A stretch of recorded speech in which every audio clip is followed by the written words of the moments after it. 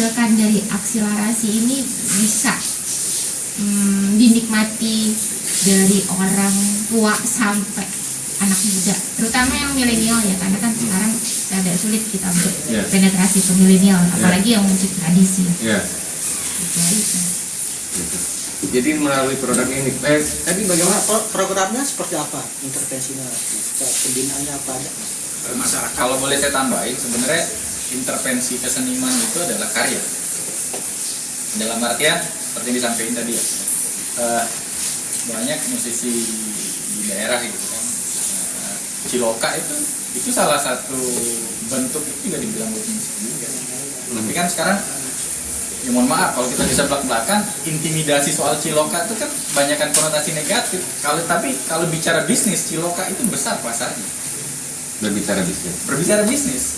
Ya sekarang apakah seni itu hanya sekedar, ya mohon maaf, di era yang seperti sekarang, apakah hanya sekedar menyenangkan personal dan tidak umur? Tapi sekarang kita ngelihat bahwa semua itu harus kembali ke perut. Ya mohon maaf, ya maksudnya jadi bayi lagi.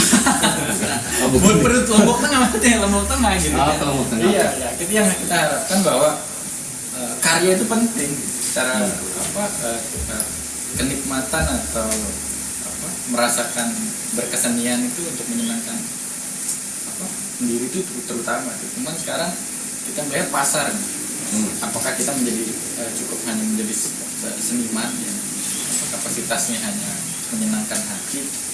Nah, tapi itu saya bilang tadi bahwa kita ini di Lombok ini memiliki potensi yang besar dan kita bersyukur dengan ada ini. Jadi kalau bicara soal balik lagi soal akselerasi, penekanan terhadap seniman ya karya, produk. Coba tampilkan. Ini wadah untuk kita mengeksplor ya semua kesenian, mau itu dari beberapa tradisi maupun yang modern. Yang jelas ciri khas daerah itu harus ada kita dan mudah-mudahan karena kita balik lagi, kalau bicara Lombok ini tradisinya dibilang kopi of Bali ya, kalau bicara musiknya ya. Gamelan ada juga di saudara kita di Bali, ada juga alatnya hampir sama juga, tapi kalau kita pendalaman cuman alatnya yang sama, tapi rasa permainan itu berbeda jauh.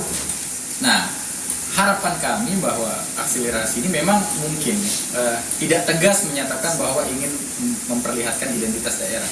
Cuman sekali lagi bahwa hadirnya pemerintah di sini, campur tangan pemerintah di sini, otomatis kalau bicara produk pasti ada hitung-hitungan. Nah, harapannya setelah ini berjalan ada pasar yang dapat diraih di dunia ini. Ada jutaan duit yang beredar tentang world music ini, dan kekuatan itu ada di tradisi. Iya. Boleh mau nambahin ya, Mas Yasob atau Rana dari tadi udah megang mau ngomong nunggu dulu fosil apa sih? Buruan apa? Makanya dari tadi saya SMS baca. Ayo Mas Rana silakan. Oke. Kalau bicara tentang intervensi, sebenarnya yang kita diskusikan ini, akselerasi ini ya intervensi kita. Itu bentuknya kayak gini. Jadi bagaimana kita itu menyadarkan pelaku pemusik itu bahwa kalian itu sudah punya kekayaan kalian sendiri. Lu harus pede dengan itu. Kemudian bagaimana cara kita menampilkannya, memonetisnya yang tadi dijelaskan Poci tadi. Kemudian kita apresiasi. Nah, dengan akselerasi ini inginnya seperti itu. Jadi dengan kita intervensi, mereka harus memahami budaya. Jadi ini kayak ada yang terlepas ya, dari sejarah Ciloka dan lain-lain itu nggak banyak orang tahu gitu. Histori sinopsisnya itu mungkin perlu nantilah Mas Poci dan Kang Ari, kita harus perjelas lagi sinopsis dari masing-masing musik tradisi itu, mulai dari Ciloka dan musik tradisi itu kita gambarkan dengan jelas nanti ketika mungkin pada saat show gitu. Nah, jadi orang juga mulai melek gitu. Itu tuh bahwa Lombok sendiri itu punya akar tradisi yang kuat dan nggak bisa dijual gitu. Dan kemarin pun dibuktikan ketika teman-teman Ciloka membuat lagu baru dan sangat bagus sekali. Dan ini adalah intervensi kita, dan supaya masyarakat mulai mengapresiasi apa yang sebenarnya sudah tumbuh di dalam budaya kita sendiri, dan kita kayak nggak kayak ini loh, melihatnya cuma ke depan, kita harus melihat ke diri kita sendiri lagi. Balik lagi ke diri. Iya. Mau nggak nih gitu? Iya, mau nggak nih? Gitu. Mau digedein nggak nih? Gitu kan. Kalau nggak mau digedein ya lu kecil lagi. Gitu kan. Oke, gitu gimana Kang Yahya? Oke, ada teman-teman dari yang lain akan bertanya ke teman-teman dari Kemenpar. Oke, silakan. Paton. Assalamualaikum warahmatullahi wabarakatuh. Warahmatullahi. Pertanyaannya mungkin sekedar mengajukan mungkin istilahnya, terutama kepada perwakilan kami yang dari Putra Lombok tadi. Harapan kami sebagai generasi milenial selanjutnya, mungkin diperbanyak lagi mungkin penampilan atau actionnya dari gamelan, atau dan jangan hanya gamelan saja yang harus ditampilkan. Harapan kami semuanya, baik itu Cisean ataupun ale-ale, kalau bahasanya juga. Ale-ale apaan sih? Yang aku tahu Marimas. Iya. Oke, ale-ale. Ale-ale tapi yang ada di bawah. Ah ya, siap. Terus apa juga yang agak meluntur saat ini itu adalah adat istiadat, sorong serah, atau istilahnya itu bahasa asli Lombok itu. Bahasa kawin. Ya, pas kawin, bahasa mempelai laki-laki dengan perempuan itu menggunakan bahasa Lombok aslinya. Dan itu harapan kami dari generasi milenial, kami mau tahu itu bahasa-bahasa aslinya, terutama pas perkawinan itu. Bukan hanya gamelan aja.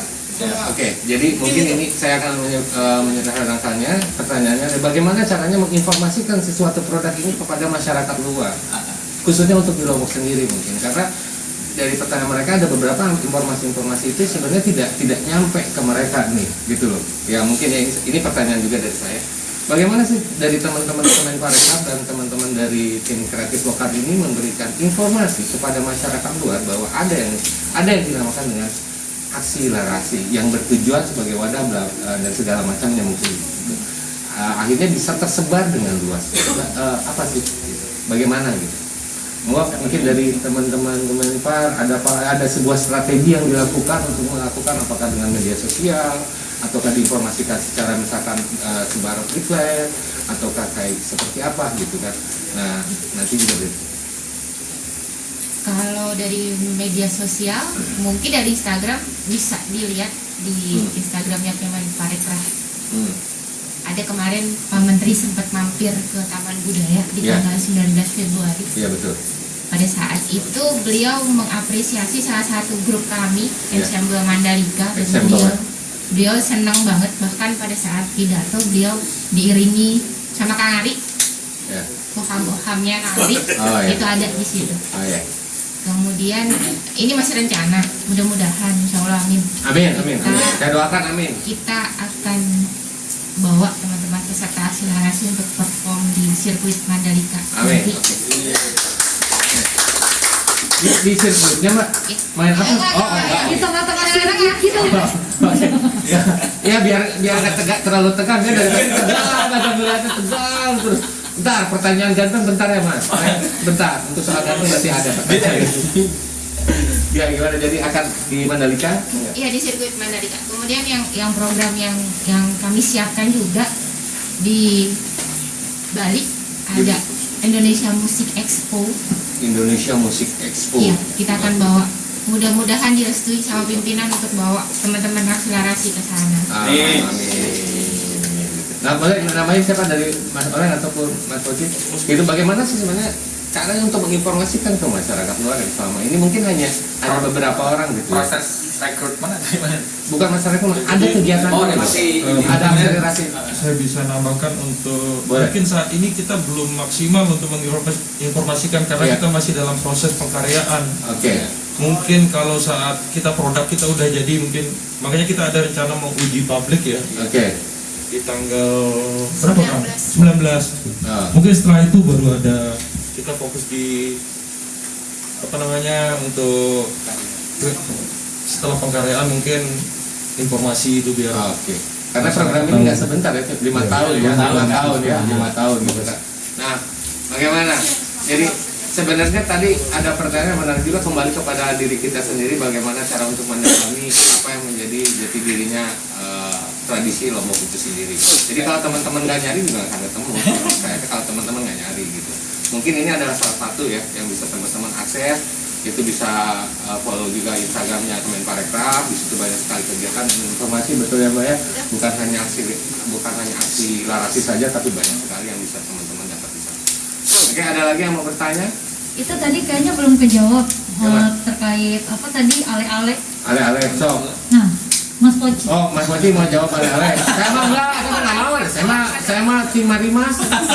Saya di sini bukan sebagai si tamu bincang-bincang, bukan. Enggak, Saya kamu mah moderator. bantuin saya aja Iya, ya. ya, moderator berarti bayarannya bagi dua ya. Ya enggak lah. Enggak, kamu Saya udah gratis. kerja dari. Oh, nggak apa-apa, saya udah dibayar sama martabak irang dan kopi. kopi The Buncit, man. Ya, nanti itu kan biasanya transfernya ke saya. Oh, Kamu ya. nggak usah. Anggar.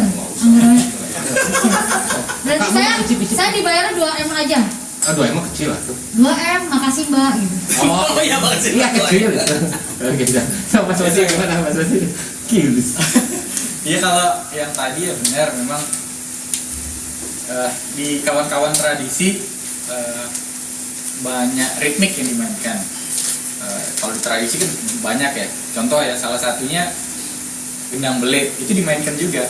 Jadi teman-teman tradisi ini mengkolaborasikan beberapa instrumen. Contoh ada namanya instrumen barong tengkok. Ini sudah langka banget ya. Dan jarang kita temuin di Lombok, tapi dimainkan lagi pada saat akselerasi ini, coba lagi. Terus gendang belit kan kita tahu sekarang bahwa gendang belit ini kan banyak apa istilahnya, banyak model tabuhan. Ada satu tabuhan yang sudah lama banget dan jarang dimainkan dengan teman-teman gendang belit, namanya tabuh telu namanya. Dan ini coba lagi diakselerasi, di-push lagi. Terus kelentang tunggal. Nah, kelentang tunggal ini sudah jarang. Kalau kita bicara, kalau seniman-seniman tradisi ini sudah hampir mau punah. Dan ini akselerasi ini kita coba kembali. Jadi beberapa kompos musik tradisi yang lama ini kita angkat kembali. Dan mudah-mudahan genggong termasuk juga ya. Jadi kita coba lagi nih diakselerasi, kita mengingatkan kembali, merimain kembali masyarakat bahwa dulu kekayaan seniman zaman orang-orang dulu tuh sangat luar biasa, dan ini memiliki, kalau kita bicara dari identitas tabuh, dari kompos musik ini identitasnya kuat banget gitu. Makanya teman-teman tradisi di sini mencoba merimain kembali, menganalisis bahwa beberapa titik-titik instrumen yang ada di Lombok ini dipus lagi dengan melalui program akselerasi. Jadi nggak semata-mata hanya gamelan. Nah, dan juga tadi saya sambung, bahasa Kawi yang dimaksud tuh bahasa Pepawasan. Ini bahasa aksara, bahasa Kawi diakselerasi, dicoba juga. Ada dalang pewayangan, salah satu pemain tradisi namanya Kakak Adi. Ya, beliau juga bisa juga berbahasa Kawi, dipakai juga gitu.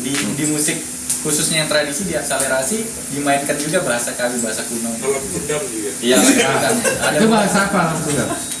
tim kita Pak. Oh, Jadi kita coba lagi. Jadi tapi ada yang menarik juga kan dari akselerasi ini. Sebagai kamu adalah tim tahun pertama Tahun ini. kedua Coba dong. gimana Sob? Saya maksudnya di tahun kedua ini gitu. baru pertama Apa di yang pengalaman menariknya aku. gitu? Jadi tadi kan dibilang semua budaya dan alat musik yang hampir punah gitu dibangkitkan lagi gitu. Nah, selain alat musik yang hampir punah, pukulan, pattern-pattern yang hampir punah, manusia yang hampir punah pun didatangkan di akselerasi. disalahkan. Contohnya oleh Dia hampir punah ya? hampir punah. Ya gitu. Saya baru sadar kalau hampir punah. Hampir punah, jadi dibangkitkan lagi nih gara-gara Mas Poci. Oke, siap. Jadi integralnya Mas Poci hampir punah katanya. Katanya disuruh berkembang biak sama Devi. Biar nggak punah. Oke, yang ini nggak usah dikat ya? Masa. Yang ini nggak akan dikat ya? Tapi jadi prahara loh nanti. Ayo nggak apa-apa kalau gitu. Ya. Ayo, ada teman-teman lagi yang mau bertanya sebelum dari teman-teman akselerasi akan menjelaskan lagi, gitu loh. Oke, nah saya balik lagi. Kan ada 5 produk yang diciptakan, yang dibentuk akhirnya, gitu kan ya, itu oleh Pak Frank Raden akhirnya.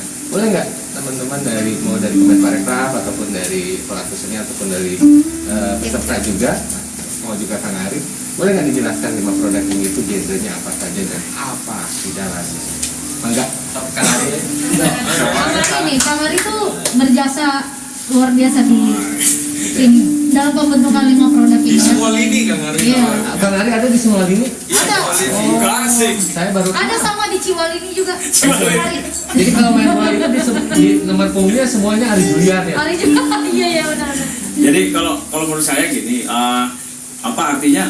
Ini juga sebenarnya luar biasa dari kedatangan teman-teman Kemenparekraf ini juga kan ketika mereka memutuskan untuk mempertemukan banyak dari kita yang misalkan pemain musik modern ya musik kekinian, kemudian ketemu dengan teman-teman muda juga di tradisi, kemudian ketemu juga dengan teman-teman Ciloka, dan akhirnya silaturahmi itu menjadi lebih lebur ya, dan kita saling bisa mengenal. Jadi yang utama juga ternyata di antara teman-teman Parekraf juga memang orang-orang yang juga paham juga dengan kesenian gitu ya. Seperti apa namanya Mas Rangga ini juga suaranya luar biasa, dia nyanyi juga. Afgan ya, Wah, luar biasa. Afgan ya. Bukan Afgan ya, siapa? Kayak Afgan ya. Coba buka Afgan Pak.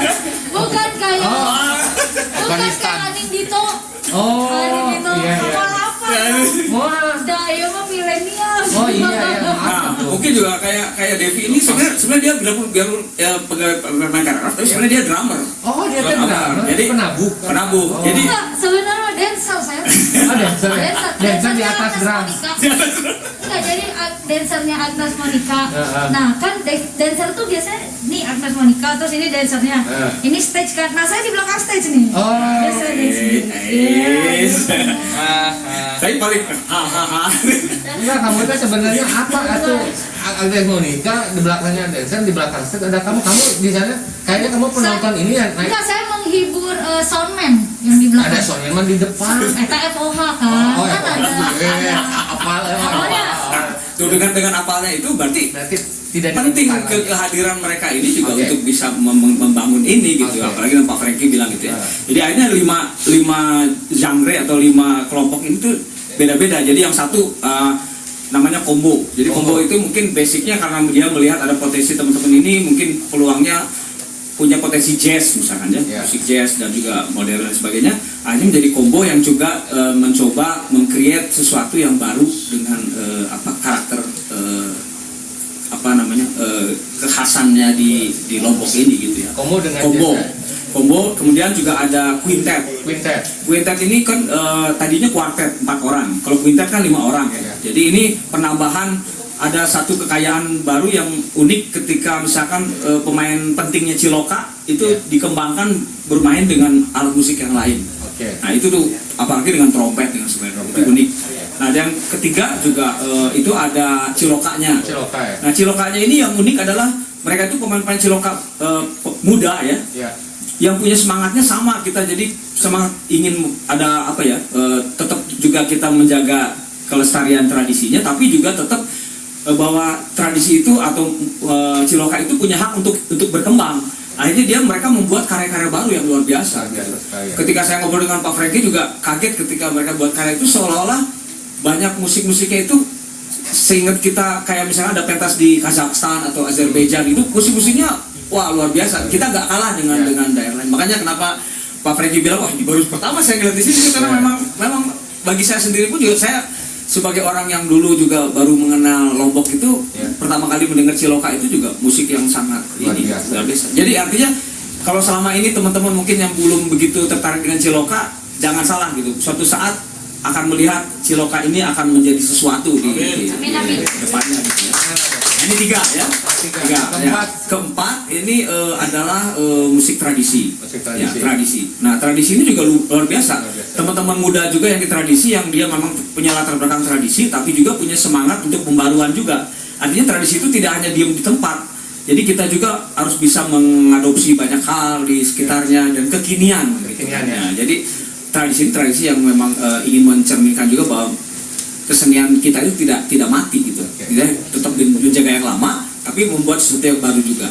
Nah, yang kelima itu ensemble Mandalika. ensemble terasi. Enggak, jadi ensemble Mandalika betul. Itu jadi kalau ini lebih ke karena ada potensi seperti Ferdi namanya ya. Ada Ferdi itu dia seorang musisi yang lebih banyak terlibat di apa namanya disebutnya mesin apa dia? Programmer ya. Programmer yang sangat memberikan kontribusi kepada karakter musik-musik futuristik atau musik kekinian gitu ya. Nah itu kan punya potensi sendiri juga gitu ketika dia dengan dunia musiknya ya, dan hubungannya juga korelasinya dengan misalkan kebetulan saya dipercaya sama Pak Franky disuruh untuk ya menemani mereka gitu, akhirnya kita coba dibangun ada satu wacananya eksperimental bunyi gitu. Jadi kalau musik itu, kalau dari kacamata saya musik itu sebetulnya bukan hanya sekedar hiburan, tapi musik itu juga sebetulnya banyak hubungannya dengan peradaban, dengan kebutuhan-kebutuhan tadi spiritual, kebutuhan teknologi, kesehatan dan sebagainya, dan juga kebutuhan-kebutuhan pengembangan tradisi atau kesenian itu sendiri. Jadi bunyi itu pendekatan musik yang mungkin belum terasa familiar di telinga, tapi itu memang itu sudah mulai menjadi bagian dari kebutuhan kita, yaitu musik yang disebut bukan musik ya, tapi soundscape misalkan. Kalau teman pernah dengar soundscape itu adalah apresiasi kita terhadap bunyi-bunyian yang ada itu menjadi sesuatu yang bisa dinikmati juga. Misalkan suasana kota Mataram misalkan, ada suara tukang bakso atau apa. Nah itu tuh udah jadi musik juga sebetulnya, bagian dari musik itu. Nah terus juga ada musik kontemporer jelas ya, ada juga banyak lagi yang lain yang mungkin kekinian yang dihubungkan dengan Ferdi ini gitu ya, dengan musik-musik. Jadi ada 5 itu. 5 ya? Tadi ada combo itu ya, ya. Combo, kemudian ada quintet, ada Ciloka, tradisi dan ensemble bunyi. Ensemble bunyi. Enggak Mandalika nih. Ya, mau bunyi mau Mandalika nih kan? Ensemble bunyi Mandalika. Ensemble bunyi Mandalika ditambahin makin panjang. Nanti ensemble bunyi sirkuit Mandalika nanti tambahin. Nanti enggak. Karena mudah-mudahan juga ini kita bisa lebih melebar lagi, karena juga terus terang kita butuh juga komparasi dari yang dilakukan sama Kemenparekraf sebelumnya. Setahu saya kan kayak Mas Rangga ini sebelumnya pernah juga terlibat di Labuan Bajo juga dengan musiknya di sana. Jadi mungkin bisa ada bahan komparasi juga gitu ya dengan itu, dengan daerah lain. Oke. Ada lagi teman-teman yang mau bertanya sama teman bincang ini? Kalau tidak ada, ya. Oke. Gitu saya. Nah gimana nih selama di Lombok ini mana kita cerita sebenarnya secara inti poinnya dari aksi larasi ini mungkin sudah bisa tersampaikan gitu kan. Jadi teman-teman kalau misalkan ingin peduli terhadap sebuah melestarikan itu dengan menonton, itu sebenarnya kita sudah menjadi orang yang melestarikan. Kebayang kalau misalkan ada sebuah pagelaran yang ada penontonnya, gimana mau dilestarikan ya kan, benar kan?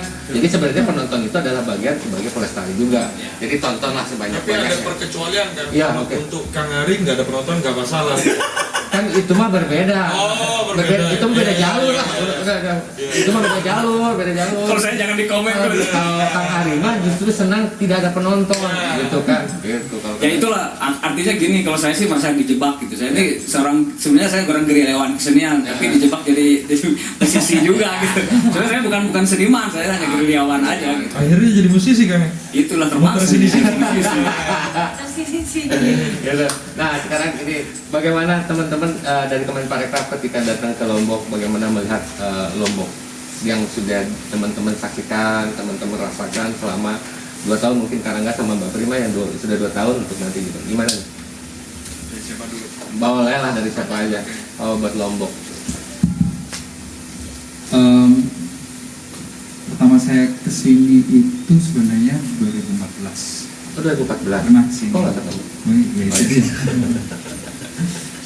Jadi dari situ aja udah, wah ini tempat ini luar biasa. Terus kemudian itu tahun itu datang hanya berwisata ya, jalan naik gunung terus lihat pantai, terus keliling lah backpacker.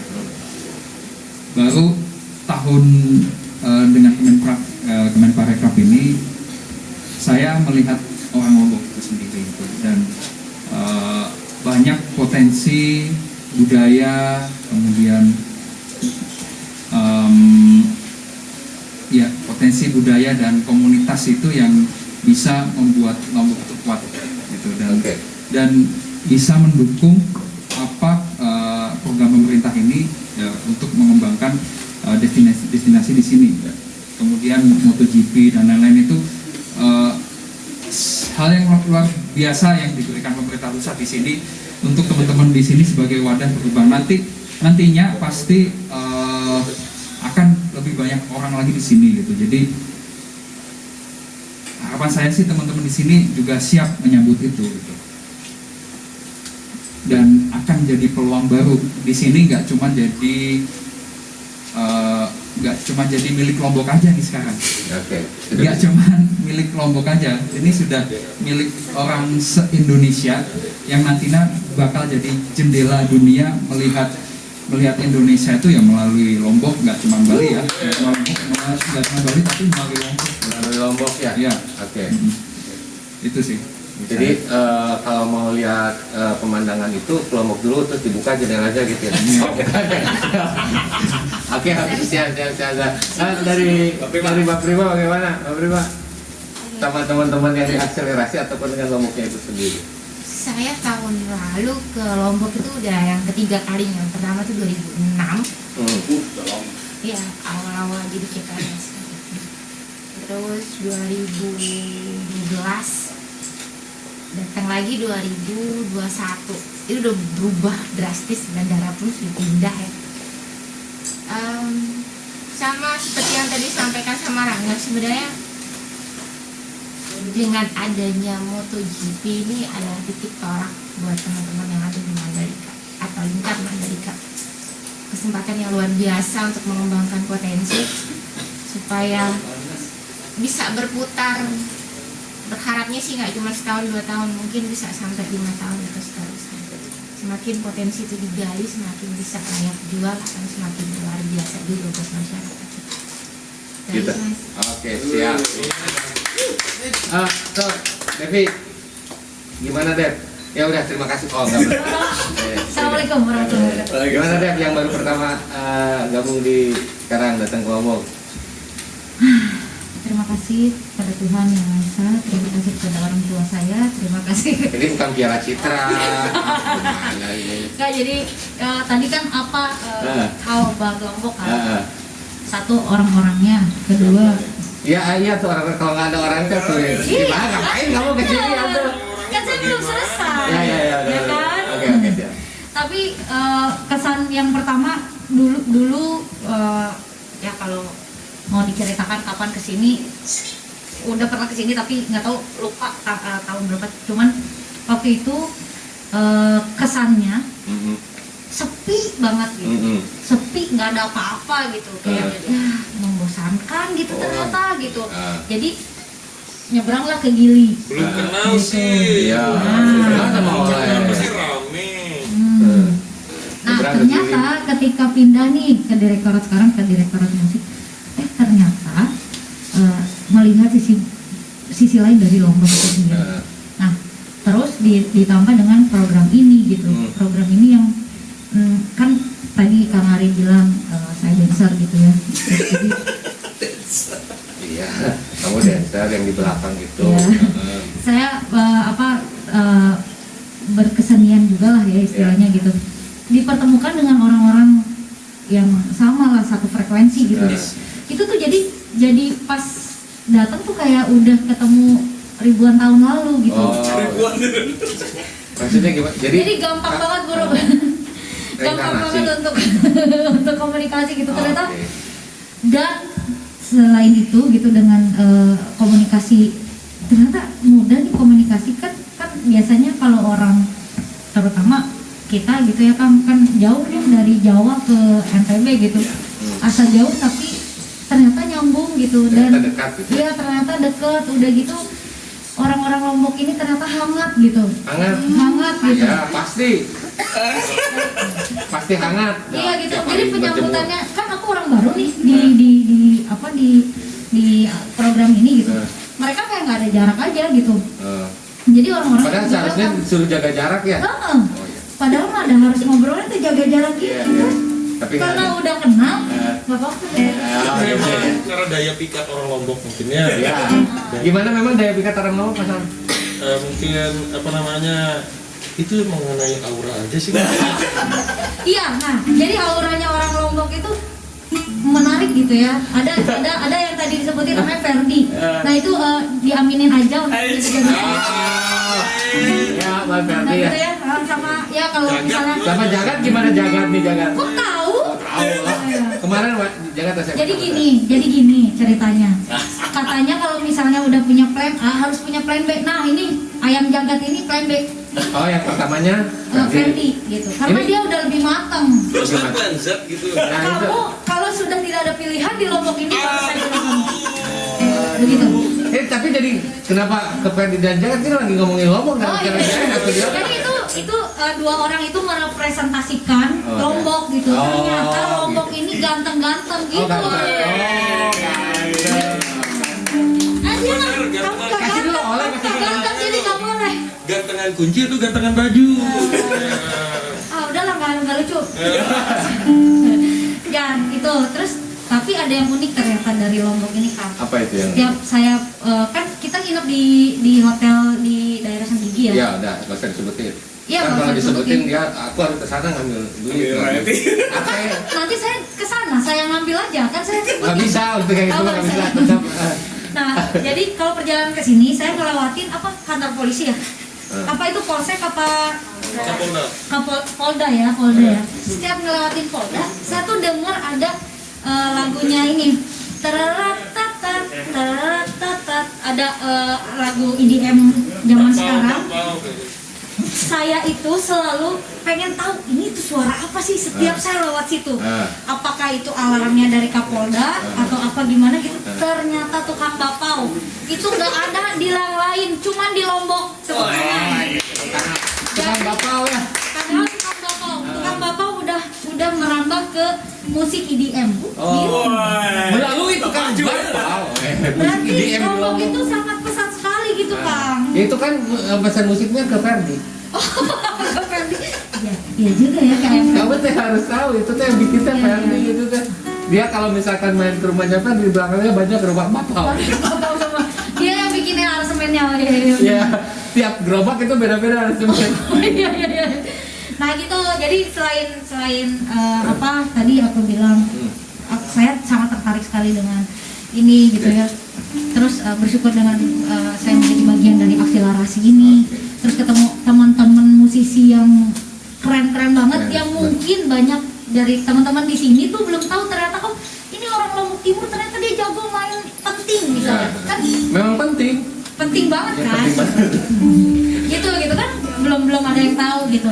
Terus ternyata si kakak adik ada yang kenal misalnya sama kakak adik, oh ternyata kakak adik nih jago main kendang blik misalnya.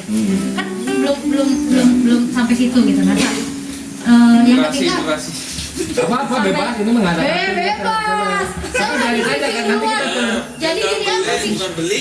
Ya beli. Beli. Jadi di sini itu nggak boleh terlalu serius dan durasi terserah gitu. Saya udah di briefing dulu. Mohon maaf. Kamu tidak bisa protes. Oke. Gitu. Nah sama Pokoknya- satu lagi alamnya sih. Alamnya ya. Luar biasa sih. Ya, alamnya luar biasa jadi tidak kalah ya. Oh, Luar biasa. kacau sih. Maksudnya kacaunya dalam tanda kutip kutipnya ini ya apa positif gitu. Keren. Oke, buat Kakak Oleng, mengalami kesulitan ketika berhadapan dengan teman-teman tradisi yang sebelumnya tidak pernah bertemu. Bagaimana caranya Oleng itu untuk menselaraskan akhirnya nanti di sini tujuannya menselaraskan akhirnya. Jadi ternyata nggak semudah seperti yang kita bayangkan ya, mau kita mix gitu. Ternyata ya inilah fungsinya kita punya tutor Pak Frank Kirata. Oke. Ya bagaimana kita harus mengenal instrumen, timbrenya bagaimana. Oke. Ya juga nggak sembarang asal comot, jadi kita diedukasi secara kompos Ya. mix tradisi sama modern tuh ada step-step yang harus kita pikirkan, nggak sembarangan ya. Mungkin itu yang saya baru dapat lah, sebelumnya nggak pernah dapat. Dan kalau menurut saya sih mengenai sulit pasti ada kesulitan yang saya hadapi, cuman sekali lagi karena kita punya tutor jadi kita bisa dibimbing ya, mungkin itu menurut saya sih. Oke. Nah, pertanyaan terakhir buat Mas Oleng. Kan tadi udah bikin tuh instrumennya dia di gerobak bapau. Kapan rencananya bikin? Oke. Ngikut Kartik. Coba gitu maksudnya ada musik-musik baru untuk di seluruh Lombok ini untuk khusus angkringan yang bunyinya kayak gitu nggak? Ya, semoga ya, karena kalau di angkringan tutor kita Kang Ari. Oh, Kang Ari. Iya. Siap. Ada kayaknya nggak ada ide Kang. Oke. Saat ini karena saya lagi patah hati sama Devi. Kita milih Ferdi dan Jagat. Oke, siap. Katik, ada yang mau ditanyakan sebelum kita akan menutup semua kegiatan bincang-bincang hari ini, gitu kan? Ada lagi yang mau bertanya dari teman-teman sebelumnya? Oke, siapa? Silakan, Asmari. Assalamualaikum warahmatullahi wabarakatuh. Waalaikumsalam warahmatullahi wabarakatuh. Ini saya tanyakan di sini, bagaimana cara mempertahankan ciri khas tradisi yang ada di Lombok maupun musik gamelan maupun ciloka tanpa menghilangkan keasliannya. Hanya itu, assalamualaikum warahmatullahi Sok, mangga, Mbak jawab Kang Ari sama Poci. Ya ini mah lebih ke Kang Ari ke Poci dah ini mah sebagai gitu. Mangga. Kalau sebenarnya beda jauh. Kalau kita lihat secara visual memang mirip. Sekali lagi, kalau mau tahu belajar coba, belajar memperdalamkan musik tradisi itu. Nah, ini juga tantangan juga buat teman-teman milenial. Iya. Kan kalau secara visual bahwa apa sih bedanya gamelan Lombok sama gamelan Bali? Kalau kita ngelihat itu sama, nggak ada bedanya. Iya. Tapi di sini yang membedakan pola mainnya. Makanya saya bilang kalau mau tahu bedanya belajar jadi pemain gamelan. Gitu. Jadi nanti kerasa kok jauh beda. Cara pola permainannya, ritme itu berbeda sangat jauh. Dan ada juga tradisi itu bukan hanya berpikir soal gamelan, enggak. Jadi banyak sekali alat musik yang memang itu nggak pernah kita nemuin di mana-mana. Contoh satu lagi, ciloka termasuk itu tradisi yang sangat kuat gitu yang kita punya. Tapi memang minat kawan-kawan milenial sekarang ini agak sedikit kurang. Berkurang ya? Sangat jauh. Mereka lebih ke K-pop sekarang. Lebih jauh ke ya karena ya trennya mungkin Trennya lebih begitu kan. ke Korea Korea gitu. Padahal ini satu-satunya yang diberikan dulu sama sesepuh kita ini kekuatan kita tuh sangat dahsyat sekali di tradisi. Makanya saya harapinnya bahwa kalau masih pola berpikir kita gitu, melihat identitas hanya sekedar dari mata itu nggak bakal bisa ketemu. Tapi coba jadi pelakunya. Oke. Coba menjadi pelaku dari sebuah kesenian tradisi. Memang mungkin agak sulit, tapi coba aja. Dan asik kok, nggak ada belajar itu santai. Gitu. Memang kalau dulu kata orang, saya juga pernah kayak belajar gitu kan, ada kayak semacam syarat gitu kan untuk mempelajari tradisi ini kan kalau ada syaratnya sebenarnya enggak juga, tidak sesusah itulah. Ya santai aja kita diskusi, kita coba main, barulah ketahuan nanti ternyata identitasnya sangat kuat gitu. Dan Lombok bukan hanya kopian dari Bali. Bukan, maksudnya bukan ini ya, tapi kita wajar gitu, karena kita tahu sejarahnya dulu bagaimana Bali juga menjadi satu keluarga besar kita di Lombok gitu, dan secara tidak langsung pasti ada ada keselarasan budaya di sana, otomatis lari ke musik juga pasti akan ada kesamaan gitu. Cuman ada kok identitas yang kuat dari kita. Cuman sekarang ini PR kita bahwa ayo kita gaungkan nih sama-sama nih. Kita juga punya ciri khas sendiri kok.